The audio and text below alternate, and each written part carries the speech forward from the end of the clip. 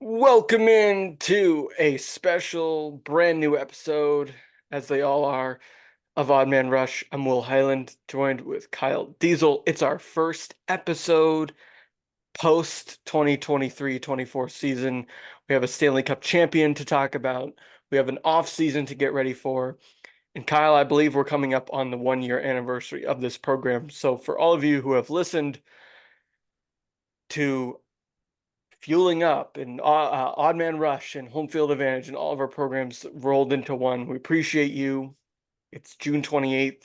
The season is finally over. Finally over. It was a long hockey season, but now we can look ahead, look back. Kyle, are you ready to look ahead and look back? I am ready to look back on the past here and ready to move forward to the next season. Yeah, it's incredible. We go from the Stanley Cup playoffs right into the draft tomorrow. I mean, if you're listening on Friday today. And then we also have free agency on Monday and the awards tonight. I wanted to record before I went away for the weekend, um, but the lost my train of thought there. The awards tonight. Um, I'm gonna be away for 4th of July weekend. And if we had waited till free agency began, we'd have too much to talk about. But then if we waited any longer than today, we wouldn't the Stanley Cup final would sort of be old news, as crazy as that is, right? You got the draft, free agency, suddenly the Stanley Cup final, that's old news if we record next weekend. So that's why I'm happy to do it this weekend while I'm still here. Um, but Kyle, what are your thoughts? All right, we're just gonna dive right into it. We had a game 7. We said we were going to begin this episode where we were right. We were going to begin with hockey and where we were both right. And that was that we both predicted the Florida Panthers to be Stanley Cup champions heading into this round, in this matchup. What do you make of the way the Stanley Cup final played out? I mean, it was very interesting. I didn't expect it to be so kind of lopsided through 6 games, like score wise, or at least I say probably 3 or 4 of the games.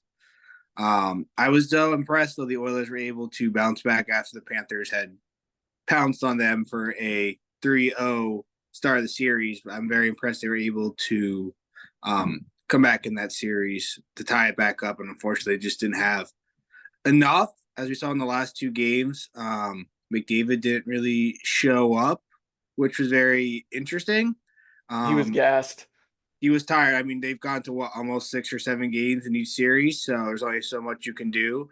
As he also was in top 4 all time with points in the playoffs. So for what he's done, it's an incredible run for them. They just didn't have enough, like as you said, enough gas in the tank to propel forward. And I think it Enough just showed, oil. and I think it just shows that the Panthers just had a well built team, like we talked about. They had probably the deeper of the 2 teams. They had probably the hottest goaltender going into the playoffs besides Swayman there, but Bob proved himself. The Panthers proved themselves that they could even come back despite letting the team come back into the series to tie it up and at home take advantage of the victory. So congrats to all the Panthers players, fans on their Stanley Cup trophy for this year. Yeah, all 13 fans were treated to a incredible, sorry, I'll put my bitterness aside. No, honestly, like hats off to them. They're an incredible team. The hard thing is to win again. We've seen it though, like the Panthers, no, Mm-hmm. excuse me, the Blackhawks, the Penguins, the Kings have done it close together. In our recent memory, but it's incredibly hard to get back there and win. It's incredibly hard to do that after you had just lost, which they did a year ago with roughly the same team. So yeah, I give Florida credit because the one thing that I think is being underplayed now that they won was how much pressure they were facing heading into game 7. Agreed. Like they were going to be the biggest choke in the history of the NHL if they lost um game 7. Like even bigger than the Bruins last year to them. Even bigger than that Blues team that I think came back 3-0 against maybe it was the Sharks or something like that a long time ago, I forget.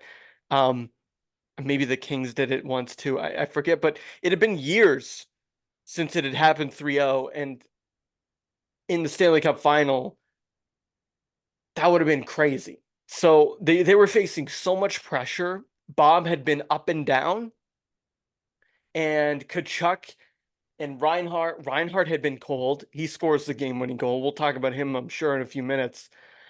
But yeah, I give the Panthers a ton of credit. It's so hard if you're the Oilers to win 4 in a row after being down 3, but it's also hard once you become the Panthers and that doubt creeps in. But I think the difference is that Edmonton was so tired in the third period. Like that when they were trying to tie the game after Reinhardt scored probably mid-second period to take the lead, it looked like the Oilers couldn't keep up, like they had bricks in their skates. Did you see that? Yeah, I mean, for the first when the Oilers making their comeback, you could see that in the opposite way of you talked about being scared and desperate. That's what it seemed like for the Panthers. The Oilers had so much pressure they put on those 3 games to make the comeback, causing so many turnovers, so many fast breaks, and then they decided to reset. They're like, Game 7's the game. We're gonna reset, redo everything, and that's what the Panthers did. They flipped the play script for them. So, as you said, they were gassed. They did not look like themselves. But that happens when you go to Game 7. You have a long series. The Panthers have played a much shorter series coming into it. But like I said, the Panthers only had to win 1 out of those 4 games. They decided to wait till Game 7 to make it more spectacular, more interesting. But like you talked about, they were the best team probably, they were the best team in the league as we talked about before going in. They were the number 1 squad overall. Besides, like we talked about the Rangers, but Panthers, they just look solid. They were determined to get back there. Let's see if they can go back and repeat it next year. Right, right. It's so hard, and I think they benefited a little bit from the first 3 rounds. Yeah. They didn't have to leave the East Coast. They played Tampa. They didn't leave their state in the first round. And then the second round, they played Boston. Okay, they're still in the East Coast time. That's a short flight. That's like a 2.5 hour Mm-hmm. flight from Fort Lauderdale to Boston, maybe 3 hours. And then they play the Rangers. It's an even shorter flight than going to Boston. So they haven't left East Coast time. Meanwhile, the Oilers, they go to LA. They're going, west and south. Then they Yeah. go to Vancouver. Okay, that's close. But then they Yeah. go to Dallas, and now they're going to Florida. So the Oilers had been traveling so much, and the Panthers had home ice, so they only had to go to Alberta twice. They went for game 3 and 4, and then they went for game 6. But the Oilers had to go, they had to make the trip from Edmonton to Florida 3 times. And I think that wore on them too. Anybody that says, no, they're not going to say that. They're not going to blame that, of course. But anybody that says it's a non-factor, I don't think is taking it into account how much travel the Oilers had done all season being a West Coast Canada team. So yeah, I think that had a lot to do with it. And I think when you get to game 7, and I've heard guys who had played in the league say this, Kyle, when you get to game 7 and you didn't face pressure in I mean, 4 and 5. I mean, if the Oilers had been swept or lost in 5, okay, that sucks. People would be disappointed, but there wasn't a ton of pressure. Then you get to game 6, now it's on your side, but you're still not there with a chance to win the cup in your building. You know what I mean? It's not that kind of Yeah. pressure. Then suddenly they get to game 7. It's like, oh, wait, now if we win, we're the Stanley Cup champions. Our family's here. Our people flew all the way here from Alberta, and we're sitting in South Florida, and we've hung out at the beach this morning, my family, and suddenly we're here. now it's like they're the ones that want to come down and take pictures on the ice. It's like suddenly if you're the Oilers, you're in a completely different mindset. You can't sleep. You now it's like, oh, now we're the chance. We're one win away. And I think you saw a little bit of that too out of guys. And one thing I want to ask you about before we get to the Conn Smythe talk, which I think is controversial, but what do you think happened to Leon Draisaitl? He was like a ghost. Yeah, I think it's about the same thing we just talked about with McDavid. They just got tired. I mean, think about this entire season for the Oilers, though. Just be coming down, probably the worst team to start the season by far, and Fired then their having to coach. come back all the way. I mean, look at this. We could be talking a totally different story here. We could have had the Oilers win the Stanley Cup, talking about their amazing comeback, and the Panthers falling Absolutely. apart. Like this could be a total 360 for all we hear it. I mean, the Oilers just fired or parted ways with their GM today.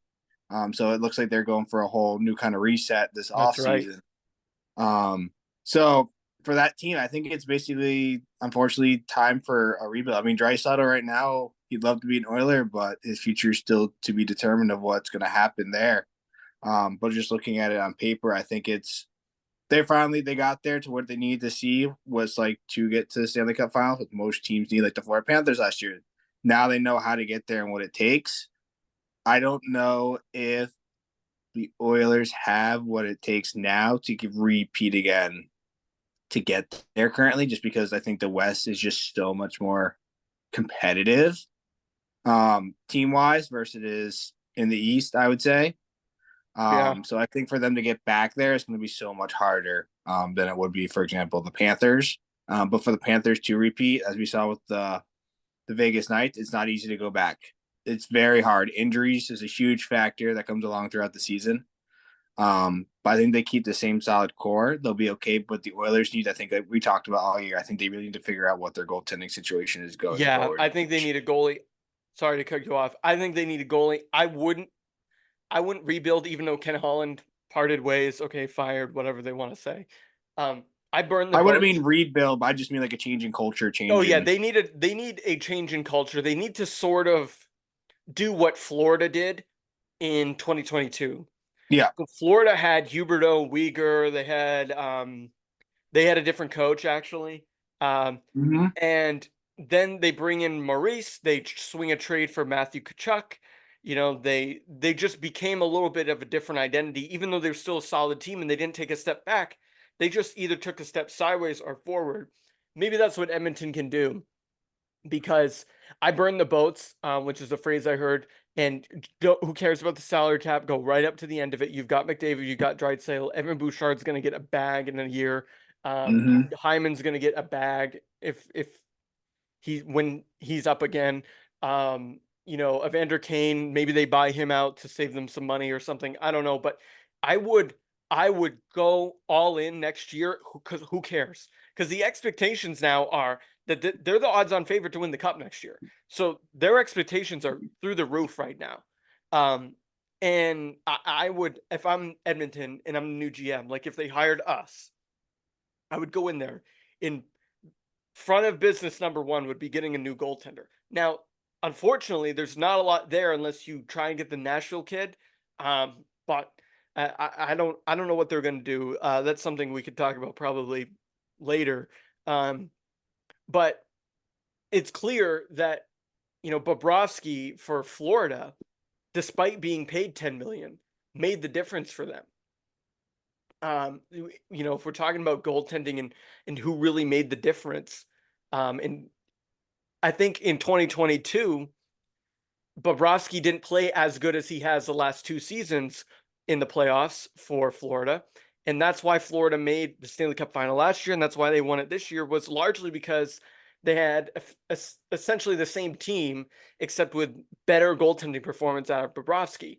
And in my opinion, he should have won the Conn Smythe. Uh, I think the Conn Smythe should go to the guy from the winning team. And for those of you who missed it, McDavid won the Conn Smythe. Not taking anything away from McDavid. McDavid had a hell of a time. I misquoted the other day. He didn't even go out. I thought he went out and accepted the award. He didn't go out. And I don't blame him. He put his ass on the line for the Oilers. He had a great postseason, but the fact of the matter is they didn't win. And to me, the Conn Smythe Award should go to a team from the Stanley Cup champion. Now, the fact that they have to say that it's a whole all playoff award, this and that, they're sort of overselling it. And that's when I knew it was probably going to be McDavid. The way the media was saying, "Oh, well, it's a, it's an all playoff award and this and that." I would disagree. It goes to the guy. If they don't have Bobrovsky play the way that he did against the Bruins, against the Rangers, and against the Oilers, they don't win the Stanley Cup. And he was exceptional in the third period the other night. Are you with me on the Bobrovsky should have won the Conn Smythe, or are we all just supposed to accept that it's McDavid? No, I believe it should be, as you said, it should be going to the best player overall throughout the playoffs. I mean, the issue is you have a skilled player. I don't say goalies aren't skilled, but you're going against A basically the best skater. skater versus a. It's like the controversy in the NFL who would be MVP of the year. Like for example, it's basically a quarterback MVP every single year, except for Yeah. AP one. I mean, when Cooper Cup the Triple Crown, he still didn't even win that year. You can have all the best stats in the world as a Yeah. non-skater or non-quarterback, and still not get the love you deserve. I think Ba. I think just even looking at his stats, I think this is one of his best runs throughout the Easily. play. Easily, not saying like he's one of the all-time greats, but he put himself up there to play like one of the all-time greats, and he's the reason why the Panthers went all the way and won the Stanley Cup this year. Did McDavid? Yes, he did. He had all the points. He was top 4 or 5, whatever, all time. He willed them in game 4 and 5. But he also didn't show up. I mean, Bob also didn't show up, but Bob carried this team all the way through to get there. I mean, Yeah. he showed situations. He showed up in game 1, proved himself. Yes, is there going to be times they're not going to show up? Yes, but guess what? Who showed up when they needed him the most? Bob did, and that's what they won Yeah. game 7. Rarely in sports are there a situation where there's all else equal. And in my opinion, from a subjective point of view, all else is equal. McDavid had a tremendous run, historic run, top 5 all time, like you said. But he also had some games where he didn't show up late, and that cost them in game 7.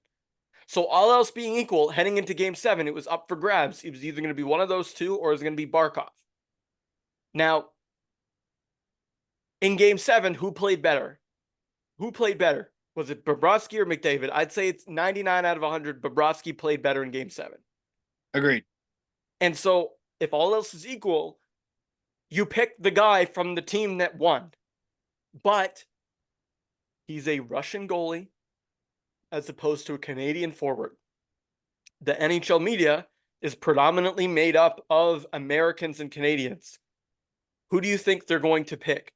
The North American skater or the Russian goalie? Well, here's the other thing. How many people on that committee? Sorry, then go ahead. But one more thing. How many people on that committee are Panthers beat writers? Probably. How many votes do they have? They must have a couple, but Yeah, they're not the majority. So there's certainly some bias there. Go ahead. just certainly. But also makes you wonder if now, if he's won that, is he also going to win or not win the MVP of the league overall this year? Or is it going to go to McKinnon? Yeah, I mean, we'll find out tonight, and that leads to a question I want to ask you in a second. If you're listening on Friday or Saturday or Sunday or next week, um, but with McKinnon and McDavid, we'll get to that in a moment. But one more thing I wanted to say is I was listening to some beat guys out of Calgary, and of course they have a bias against Edmonton, but they were saying that the ballots came out, and there was a particular Oilers beat writer who had 3 votes for the Conn Smythe, and they all went to Oilers players. You would think the Oilers won it in a sweep. I think he voted McDavid, Bouchard, and Hyman. Well, the Oilers didn't win the Stanley Cup, guys. Like, if we're doing this, then Tom Brady deserves the Super Bowl 52 MVP because he threw for 500 yards, had a great comeback the week before against Jacksonville with a broken hand or whatever. But you want to know why Brady didn't win the Super Bowl MVP against the Eagles? Because he fumbled the ball in the last 2 minutes and the Eagles won. All right. Didn't matter that he threw for 550 yards and had the best Super Bowl performance in the history of the league. He didn't win. No. And so, like, with McDavid, that's amazing. He didn't win. They did not win. You did not win. You're not valuable enough for your team to win the cup. I'm sorry. You shouldn't be the MVP or Conn Smythe winner. Anyway, question for you, since you brought up the Hart Trophy. You're right. It's probably going to be somewhere between McDavid, McKinnon, Matthews, one of those guys. Whose career would you rather have? Would you of those three, but particularly of McKinnon or McDavid? McKinnon, of course. Yeah, okay. I agree. I mean, McDavid's cool. You're the face of the game. You know, you're an incredible player. You've won MVPs. You haven't won a Stanley Cup. Now, McKinnon hasn't won a Conn Smythe, but he doesn't give a damn because his name's on the cup. Cale Makar won the Conn Smythe that year. He doesn't care. But I'm with you. I'd rather have Nathan McKinnon's career. So if I'm Nathan McKinnon and I lose the MVP tonight, I don't give a rat's ass.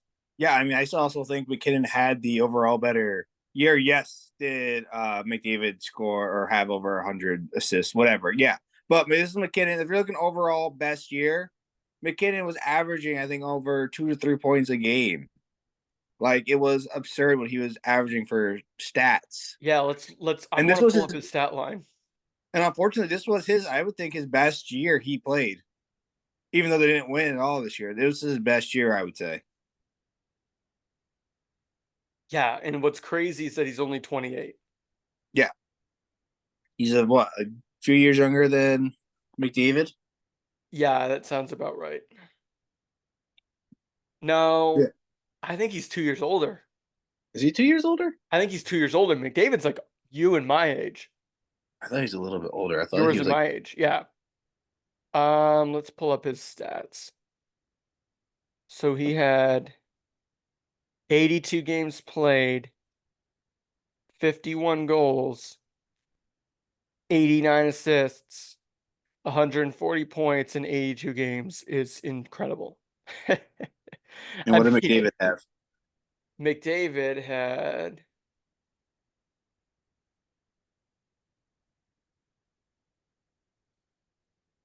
this is great. This is great content here for everyone at I know home. he had over 100 assists. I don't know. I don't think he He only. I think had he played 76 games, 32 goals, exactly 100 assists, 132 points. So they roughly had the same amount of points, but McKinnon was more balanced. yeah, I give it to him. That's my Yeah. thoughts. But Yeah, it's a hard one. we got two more. We got two more trophies to hand out still before the night ends. Vezina. Who do you think's on the Vezina trophy watch list? Oh gosh, that's I think it's Hellebuck and Demko. No, I think Demko's out. He's not a finalist. I think he's a I thought it finalist. was Bobrovsky, Demko, and Hellebuck were the finalists. They are, but I don't think Demko should be. I think he's like number 3 just because of he missed a good portion of the year. Yeah, unfortunately. I think it's probably Bob. I'd give it to Bob. I would also give it to Bob since you kind of railed Screwed him out of didn't give him the MVP of the Stanley Cup. You have to give it to him, or if you get the Hellebuck, it's just a big FU to Bob, basically, which I feel very unfortunate. Bob has a great year at age 37. Yeah, wins the Stanley Cup and doesn't get the Conn Smythe or the Vezina that year. That's ridiculous. Like, how's that? I think he's right now. I think the number 2 favorite. I think Bob is right now. Yeah, I would say Hellebuck's probably the odds-on favorite to win that. If I had to guess, I don't have the numbers in front of me, but that's what I'd guess. Yeah, I know it's over season, but I don't know how many will count the postseason. Yeah, definitely. Only one of them won Stanley Cup. The other 3, at least one of them, didn't make it past the first round. Easily. I don't think the Jets or the Canucks made the second round. Yeah, Canucks made it. They just lost to the Oilers. Yep. So speaking of goalies, man, we had some trades.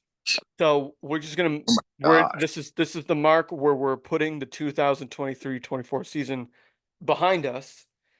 We're gonna start talking off season right now, and we're gonna start with the Linus Ullmark trade because The most um, recent. it's the most recent one. He also won a Vezina. While we're talking about Vezinas, he won it 2 years ago or a year ago. So he's the reigning Vezina champ. Correct, In and fact, traded to a team in division. yes, traded to the Ottawa Senators for a fourth line center named Mark Kaselik, Yep, a first round pick, which was the Bruins' first round pick that they dealt to Detroit, and then Detroit dealt to Ottawa for DeBrincat, yep. Alex DeBrincat. So that trade comes back to the Bruins. And then they also received Jonas Korpisalo. Another goaltender. Interesting. So a goaltender to now presumably be Jeremy Swayman's backup. So I mean, what do you think of the Allmark trade? I find it interesting, especially since it's an in division team.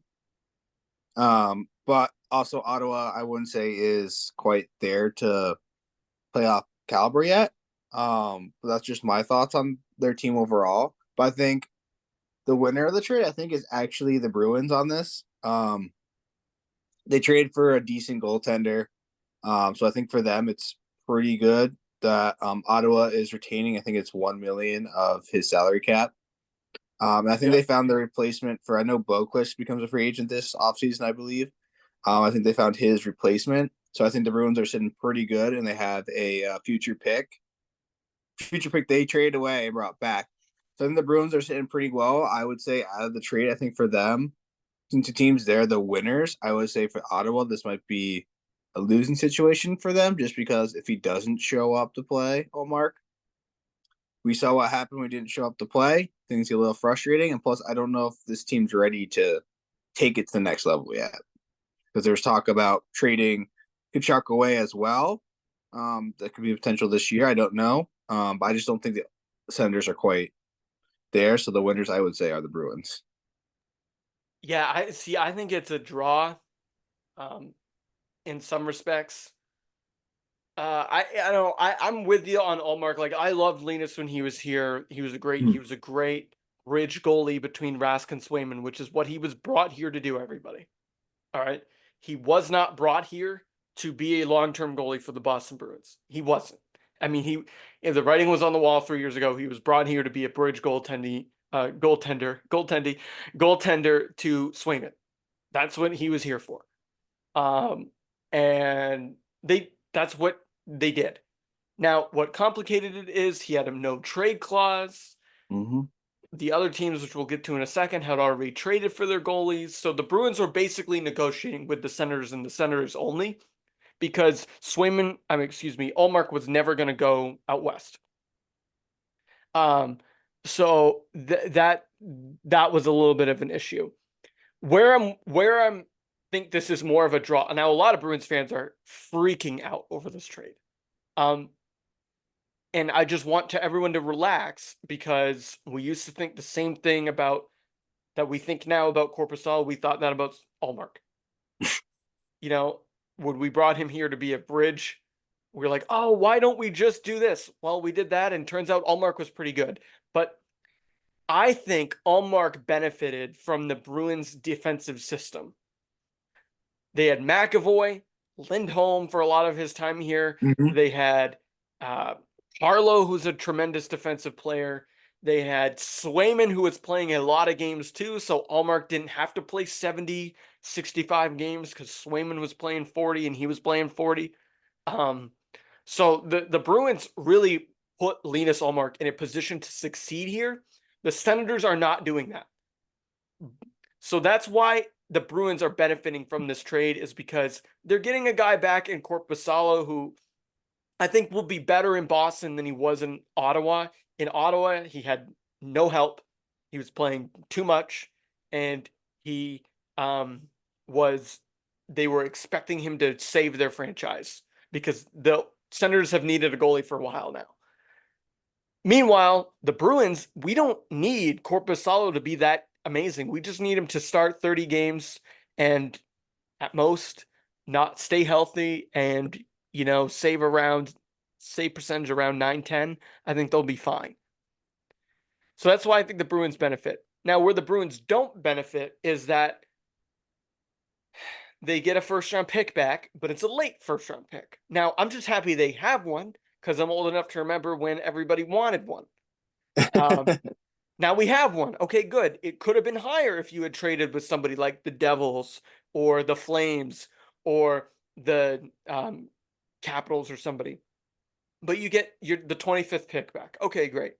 This Kessler guy, I would have rather had another NHL ready player who is a defenseman, not a forward, because we have a lot of forwards at the bottom six. We don't need another one of those.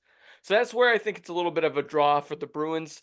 Is that they get some things back, not what they absolutely needed, and they don't save as much money as I would have liked them to. But everyone's talking like like $3 million for Corpusalo is some bad bargain. In 3 years, when the cap is so high, hopefully the cup's high pretty there for the Bruins too. But the when the cap is high, $3 million is going to be nothing for a backup goalie. And last thing, Kyle, the the Bruins don't need they don't need a situation where they they need Corpusalo to play 50 games like he was playing in Ottawa. No, He just they needs to no. just show up enough to give Swayman a breather like Rask had all those years. Rask always had somebody who was, backing him up and stuff. So people are a little bit bent out of shape. I wish the Bruins had saved more money, but it wasn't realistic. Linus kind of had all the leverage, and Yeah, the Bruins needed to deal him. And everybody around the league knew the Bruins needed to deal him. Would have wished they had more, but having an extra, even saving $2 million like they did, that's going to be enough to pick up a bottom tier defenseman to fill out your lineup. That's going to be enough to maybe overpay for a guy like Stamkos or Stevenson or Patrick Kane or whomever. That money is going to be well spent. agreed. I think they just waited a little too long. They should have made the Agreed. move first out of all the goaltenders that have been traded Yeah. this offseason. I think they should have gone first, but only price they had to pay. Yeah, and let's move on to the next one that impacts your team. They should have moved on trading Allmark before the Flames traded Markstrom. Correct. They should have 100%. They would have got a lot more and set the bargain high, but also low enough that would have been getting good prospect in return. Like the Flames got a young defenseman and Kevin Ball. I love Kevin Ball. I wish they didn't trade him. Just because he was our biggest young defenseman. But I'm okay to get rid on the pick for next year. I'm not worried about it. 'Cause I think next year we'll potentially make the playoffs, depending on how free agency still plays out. I think we now have our number one goaltender. And as I've already talked to you about before, how I felt first about it, I'm still iffy on it since he is an older goaltender. But as you know, as a Flames, as your second favorite team, when he's hot, he's hot. And Yeah. my issue is they address the number one issue of goaltending, but the number two issue is figuring out their defense. So right now I give the Devils I like to give them like a draw, as you would say, on this one, just because they get an older goaltender. But I believe Calgary's paying 50% of that or 40% of his salary, restraining it, and then Flames get a very young defenseman and a future pick, which will probably be a low pick for next year, I'm assuming. So I'm not, like I said, I'm not a big fan of it, but I'm okay with it for what the options were out there. I'd rather have Yeah. had Olmark, but I'll take Markstrom to help train the young, what's his name? The German goaltender. I'm drawing a blank to his name. The young guy they had played last year to help train him to be the next Oh, fill-in. I have no idea. So I'll leave that up I to think you. it's I was just Dow. checking my phone because I had an alert. It was just that LeBron James's kid got drafted. I don't care. I thought it was a Uh, NHL alert. no, Um, either. but no, I'm with you though about all of that. I think Markstrom, he's old. All right, but he Mm-hmm. could, with a change of scenery, do pretty well like he did in 2022. He was the reason why they were one of the best teams in the West in 2022. But I think he kind of ran stale in Calgary, and I think um I think the Flames did what they had to do. They've been trading off assets left and right up there, and between Hannafin and Tanev and Lindholm and like Matt Kachuk a couple of years ago, like they've been trading off guys after guys after guys up there. And but they get another first round pick, which they want to build in the draft. Mhm. They have a GM, Craig Conroy. That's what he wants to do. And they also get Kevin Ball. I think that's solid for them. And then what's interesting for me from an Eastern Conference perspective is I'm glad that you're finally leaning into the draft picks don't matter in hockey, because if I'm the Devils and I have all these first round picks, I don't care.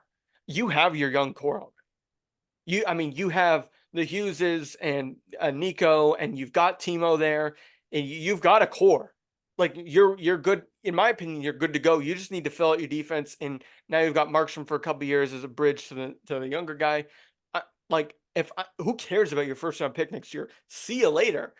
If I have a chance to have a goaltender who's had a decent career, I do it, because I mean, this better than anybody. The Devils have sort of been a rotating door of goalies for a few years now, Yeah, between don't Vanacek and yeah, don't Jake remind me Allen, of and Jake Allen's still there, and yeah, I mean, we just traded for Jake Allen. right, but that's what I mean. It's like you were like you're sort of like grasping at straws with Hey, your you can never repeat the great Marty, okay? It's just impossible to replicate exactly. that goaltender. Yeah, I know. Yeah, and I think you've been really looking for him ever since.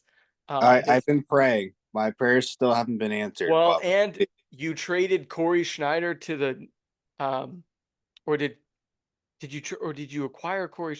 What happened to Corey Schneider? and got injury prone ever since Yeah, the made the playoffs in 2018 for the first time since I think the 2012 season when they played the Kings, the yeah. Stanley Cup Finals. That was the last time they ever made it, and then he just continuously just got injury prone. I think he's doing NHL Network right now. Okay, but you've got like you had that Blackwood kid.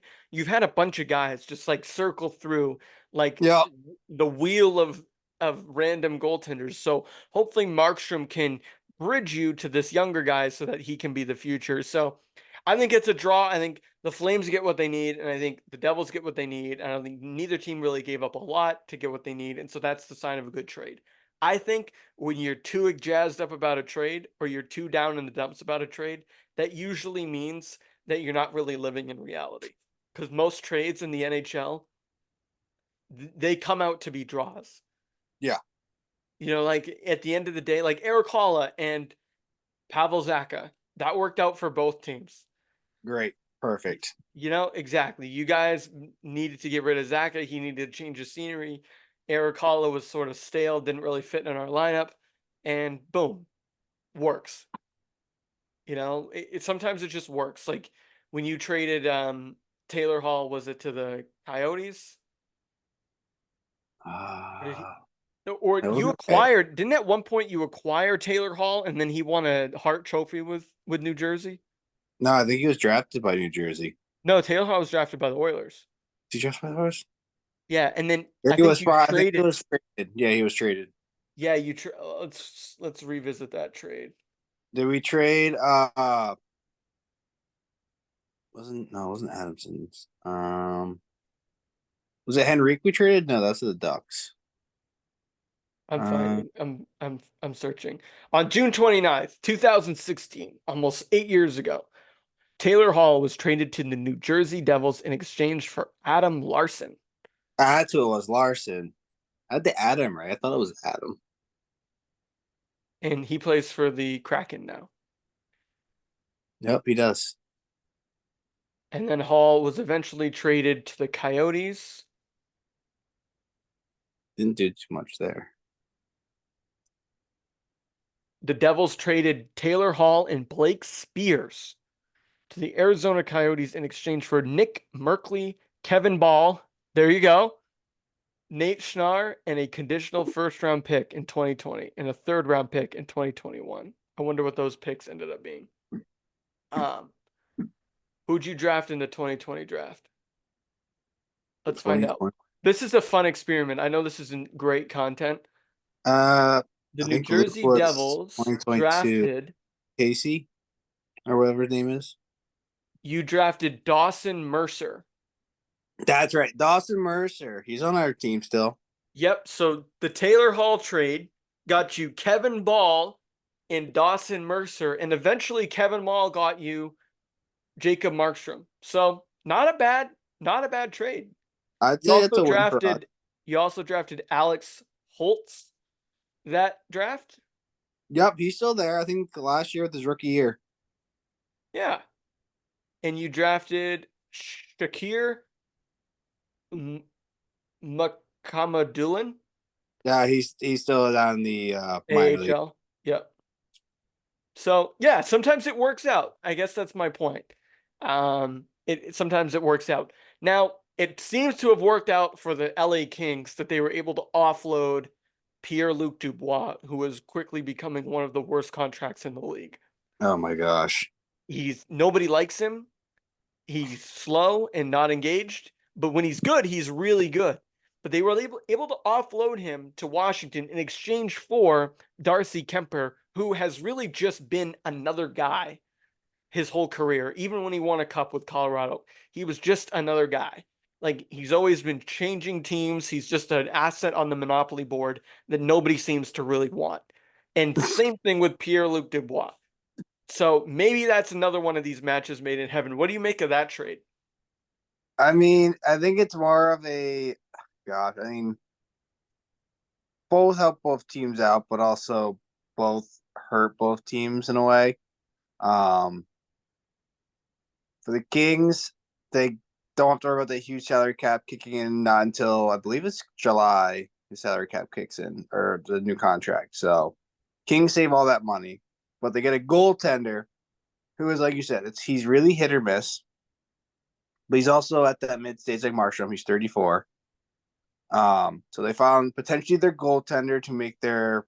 I guess they had a good chance this year, but as we talked about, getting rid of Quick came to bite him in the ass. So I think for them it's a win. For the Caps, I'm not sure how this works. Like, who they trade for? He could be phenomenal. It's like you talked about. It's either he's on, but last year he didn't have a great year, and he want all this money. Is he going to show up with the Caps? I'd say they're an aging offensive team. Did they make the playoffs last year? Yeah, they did, but I don't know. I just don't feel like Ovechkin didn't show up in the playoffs. Yeah, did But he not have a single point? he did not have a single stat recorded for points, assists, or goals.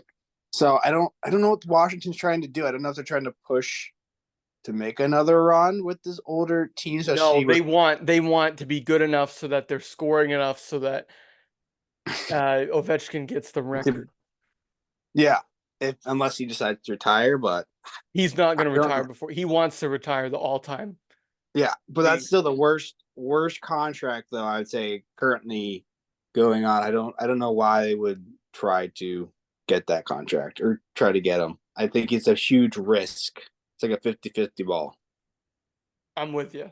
I'm with you. It's a risk. It's a risk for I don't know what you're doing with Pierre-Luc Dubois. Like they're just trying to be good enough to have a good, like I said, to have a good enough off, and he'll help. I mean, he'll dish the puck Yeah, to Ovechkin. I mean, he'll help. But yeah, I I think it's more of and a win for the Kings yeah, just I because they think the upload Kings that are cap. happy because they've got cap space I and think they're free agents. they've got the the fact that they don't have to deal with that dude anymore. And I mean, Kemper will be decent. He'll be okay. And they certainly needed a goalie too. I think that's an interesting thing to watch is if they do anything else in free agency at that position, despite getting Kemper. All right, speaking of free agency, Kyle, I'm gonna give you four names and the teams that they play for. I want you to tell me which of these four guys is most likely to play for a different team next year. All right, Steven Stamkos with the Lightning, age 34. no, staying. Sam Reinhart, you think he's staying? He's staying. Sam Reinhart, age 28 with the Florida Panthers. Staying. Okay. Jake Gensel, traded midseason from the Penguins to Carolina, so he's a Hurricane. Age 29, a winger, made $6 million last year. Is he staying with the Hurricanes? Are they going to re-up him, or are He's or he's packing his bags and traveling. all right? So you're leaning him. All right, I'll give you one last name, one last chance to change your mind. Tyler Bertuzzi, age 29, plays for the Maple Leafs, only been there a year, was looking for a big contract. He played 80 games last year with 43 points. I think Is Tyler Bertuzzi playing outside the six next year? you think you got out of that list, I think you got 50-50. 50 last two guys you named are traveling, the other two are staying home. All right. I'm agreeing with you there. I would love Stamkos on the Bruins, by the way. Just I just watched him kick our ass so many years in a row. Reinhardt, I think I'll get to that point someday. But with Stamkos, it's like, dude, just come home, baby. I come to a real hockey market. I will fly to TPA, pick you up, drive you here. I'll do it. Save you some time. Maybe not some time. Save the Bruins some money. All right. That was my big free agency question because there's a lot of guys on this list. Marchessault was one of the original Knights. All right, won a cup there. Tarasenko was bounced around. He's a free agent. Jacob Vrana at age 28 got paid a lot last year. Didn't really produce that much, but only played 21 games last season. Where's he gonna go? There's all kind. Teuvo Teravainen, great season last year, 53 points. Where's he gonna be? Then you talk about some of the goalies that are around. Is Matt Murray, who didn't play at all last year. Is he gonna get a kick at the can? He's only 30. What about Carter Hart? I mean, Carter Hart. Remember a couple of years ago when Carter Hart was supposed to be like the guy? Well, Yeah. Like, he's a free agent and he's 25. I don't know. He's been lost. I mean, it's easy for a goaltender to get lost in time. Right. So that's what I'm looking at with free agency beginning Monday. Do you have anything on your radar? Any teams you're thinking that are going to make a big splash? Big splash. That's the tough part. I think the big question is once they figure out where Getzel goes, will decide everyone else's feet. I think he's like the hottest guy. Yeah, Lindholm too. I think Lindholm will move the center market. Yeah. So I think I don't know. The only issue is Lindholm had a bad year last year. He didn't play. I don't think what we've thought in the past that he's done. Well, yeah, I'm with you. Lindholm's best year came when he had Matthew Tkachuk on one side and Johnny Yeah. Gaudreau on the other. And he hasn't really been the same player since. And I think Vancouver realized that he's not as advertised per se. 75 games, 44 points. If he's going to be making $8 million, $10 million, like people might think, I need a little bit more than 44 points out of you. Yeah, whether it be goals or assists. Yeah, Jake Getzel though is the guy who will set the market, I believe. He had a phenomenal year last year. That's why Pittsburgh unfortunately traded him away to try to get some more assets for the future as they either kind of weren't going to make it. So I think he'll set the market. I think he's the guy most teams will go after if they're looking for someone to score. He's definitely a primary scorer. I don't know. I feel like the team. I don't know. It's so hard to figure out where he might go. Maybe the Rangers might be interested. They need a little more help offensively. What about Patrick Kane? Where's he Okay. playing next year? Good old Vat. The issue he gets is injury prone a little bit. But I feel like people think he's older than he is. You know what I I think he's mean? Like 35 or 36, I believe. I thought he was younger than that. No, he's like mid 30s. You know what? I'll be bold. You know, he'll come. Well, I'm just going to be bold here. He's going to come to New Jersey. He's going to join Markstrom and teach these young guys how to win a Stanley Cup. He's coming to New Jersey, signing a 1-year deal. Yeah. Come join. He doesn't have to be the primary scorer. All he could be the third line. He won the third line, second line. All he has to do is get guys the puck when needed. Show Jack the way. He signed a 1 year, $275 million contract with the Red Wings. Mm-hmm. And what did he produce? I'm looking. He played 50 games for Detroit and had 47 points. I mean, That's that's like a more, pretty good. That's that's more than actually most of your. pretty good. That's pretty good. That's better than most of the youngsters you have play. And that's better than most of the guys I just talked about. Like, I don't know. Yeah, it's okay. So you think Kane could be a devil? You think Gensel's going to set the market? I'll bring up another former Blackhawk. While we were just talking about Kane, this is something I find interesting, and then we'll move it on out. Um, we've seen a lot of the older ilk, meaning the guys that won Stanley Cups a long time ago, like 10+ years ago. Yeah. A lot of centers from those teams retire. The only exception we saw Bergeron retire. We saw Jonathan Taves, get to him in a second, uh, take a leave. Kopitar and Sidney Crosby are still around, but a lot of that ilk, those great centers from years ago, Joe Thornton retired, right? We've seen a lot of them disappear. I don't know what Kopitar's contract is like. I think he's still up with the Kings. But Jonathan Taves is a free agent, didn't play last year, wanted to focus on getting healthy, gonna be a Hall of Famer, won 3 Stanley Cups, the Selke Awards, gold medals. He sold his condo in Chicago. Clearly, he doesn't expect to be back with the Blackhawks. Do you think Jonathan Taves makes a comeback this year and plays for anybody? He hasn't, and I think we could be talking about in a week that he has retired. He's 36. Do you think Yeah. he's waiting on the best deal I don't or think he's the waiting on good the deal? best deal. I think he's waiting on the best opportunity. That's sort of what I was getting at.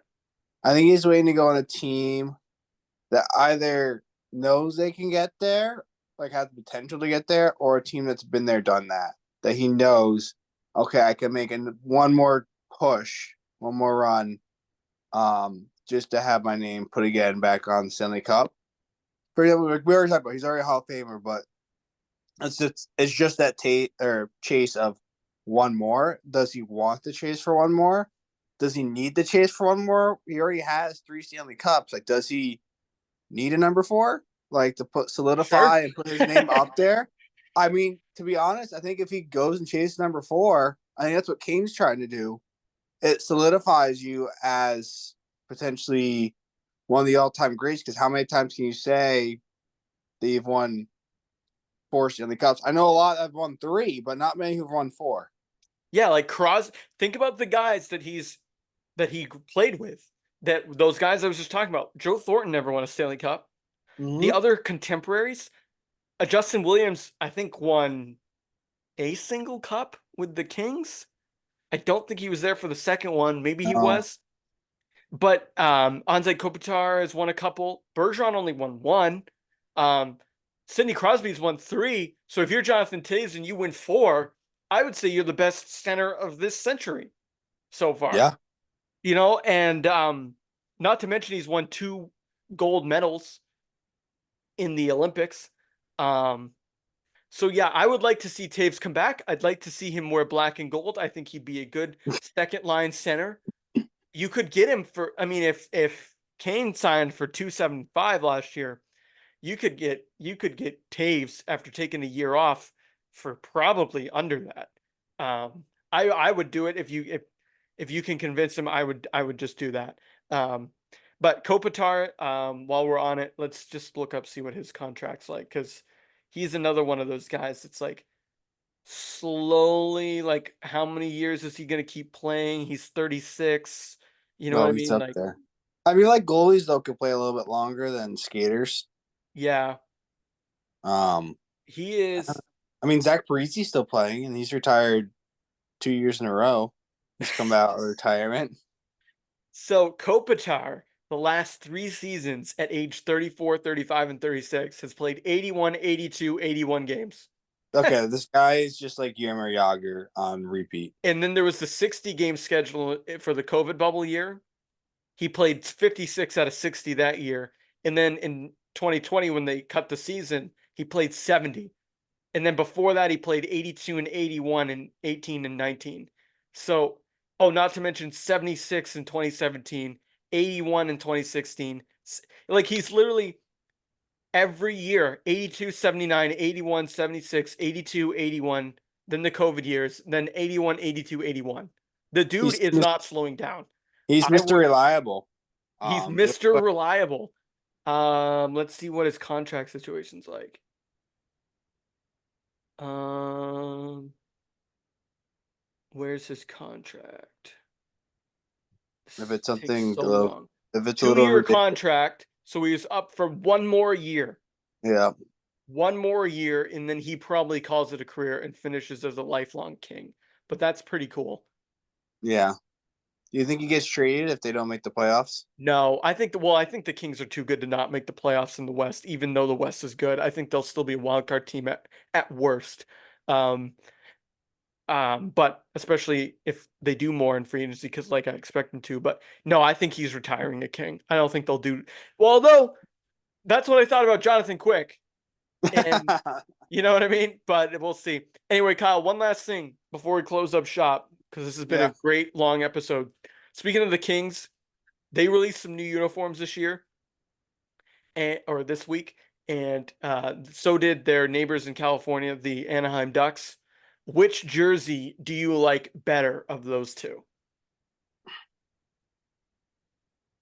I like the orange for the Ducks. Love it. I Um, agree. ju- just because we don't really have a team that wears orange. It's different. But I do love the old throwback. Like they brought the throwback logo on it. I was really hoping they bring back the green purple. Like I was begging for it. Like the Anaheim Ducks, it's just a throwback. But I do love the Kings' new logo they have. Great, popular, but I think to be honest, I think the Ducks win out of the two. I agree. And I love the Kings uniform. I think it's dope that they brought back that logo too. That one's an old style. They added some modern accent to it. Some Yeah, people don't like the silver and black and white as opposed to what they used to wear, where I think they had purple too at one point. Um, but I'm with you. I think the Ducks' new uniform is fresh. That orange yeah. looks Orange looks great. great. You bring back the old fashioned logo of when you won the Stanley Cup, when you were feared. You just got to become the Mighty Ducks again. I don't know if they're quite there yet to really bring it back. I would have waited a little bit till they got to actually being the Mighty Ducks, but they got a lot of money still to spend, so maybe they make a big splash this offseason. Yeah, I mean, we'll see. Maybe speaking of goalies, maybe they can trade the untradeable John Gibson. We'll find out. Who knows? Maybe they could trade him somewhere else on the West Coast. But we have a lot to look forward to, guys. Next week, listening to us, we're gonna probably come to you. Let's see. I'm away for the 4th. Could be a tough weekend. We'll About come to you once we think about we've 2 weeks. maybe about, yeah, 10 days, 2 weeks. We'll get back with another episode where we break it all down, see what's happened, see what happened in the draft, see what happened in free agency, see who's lining themselves up to hoist it next year. But Kyle, thanks for joining us. Oh, can't can't say we did say that we were going to point out if who was wrong about the NBA Finals, and Yeah, it was you. it The was Celtics me. win in 5.